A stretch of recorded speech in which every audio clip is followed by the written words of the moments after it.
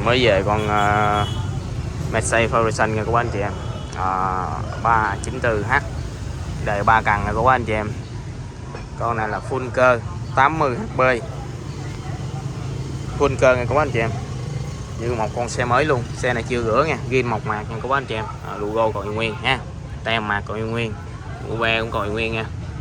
Đây bao nhiêu con một xe mới nha. Đây, lau nhẹ ra một cái là mới cáu nha các anh chị em. Heo là còn chì nha, đây là đầy ghiên nha. Đây hộp đồ nghề đây, ốc ác còn nguyên hết trơn nha các anh chị em. Đây mấy cây sao beng luôn, con này là Việt Nam không có đối thủ nha các anh chị em. Đây mới tin đại bả căng nha.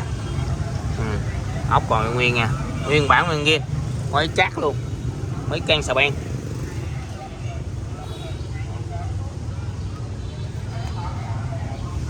Con này là hệ của anh em Lâm Đồng nha các anh chị em.